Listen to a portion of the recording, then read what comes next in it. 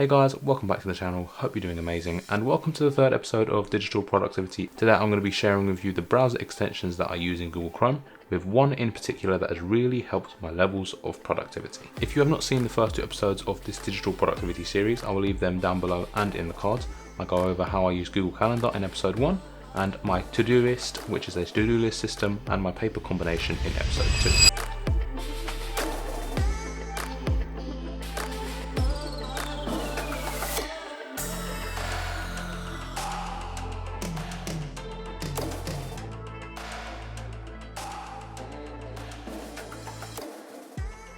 Okay, we're now going to jump straight into Google Chrome and I'm going to show you all the browser extensions that I use. Okay, so now we're in Google Chrome and I'm going to just go through all the browser extensions that I have and use and just show you how they have really helped me. The homepage, as you can see, this is a Chrome extension that allows me to have this. It has the time and then it has a quote here. It's called Ultidash. You can just go to the Chrome extensions and download it. It's free. You can go down to the settings here and change it to how you want. So you can change the background, you can change the quotes, you can add different widgets, such as like if you want to implement a to-do on here. I don't do that, as you know, my to-do list is Todoist plus a notebook, which I done in the last episode. Mail, bookmarks, search, you can add loads of different things. I just like it pretty simple like this, and that's that. Next we have Grammarly, which is pretty useful when I'm writing emails. It picks up some mistakes and gives you an easy fix for it. Now onto this Chrome extension. Now this is probably the most useful Chrome extension that I have. It's called StayFocusd, and what you can do with this is you can block certain websites for a certain amount of time or have like a limit on it. I found this really useful, especially when I was like studying for exams.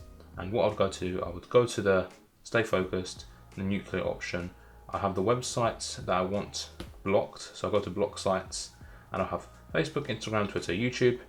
Go to the nuclear option and then I would put in how many hours I wanted to block it for. So maybe I wanted to block it for 3 hours, I put that there and click this button here, and then it'll be blocked and it would stop me from getting distracted and just focus on the task that I was doing. Next we have two extensions here. This is Vidiq and Tubebuddy. These are both extensions for YouTube and they allow you to just show you some analytics when you're on YouTube, and that's pretty much it. It's pretty useful for any creators. Next we have the extension Keywords Everywhere.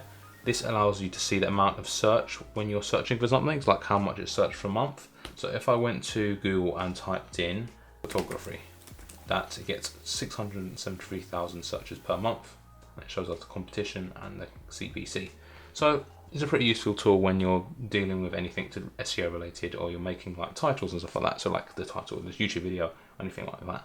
It's just a good piece of information to have. Next we have the McAfee Web Advisor, and that is just used to like warn you if there's like an untrusted website that you're about to go on or something like that. Okay, next we have the Notion Clipper, and Notion is a note-taking system that I use. It's like an all-in-one management place to save everything. We'll be exploring that in the next episode, but it's mainly a note-taking system. This is the clipper to clip things to your Notion notes. So if we wanted to search something, so if we searched, I don't know, Canon 700D and we were reading an article about it, we can click the Notion clipper and we'll be able to clip this blog post, this article, to one of our notebooks in Notion. So we can see here, we can add it to where we want to. So there's loads of different places that I can add it to.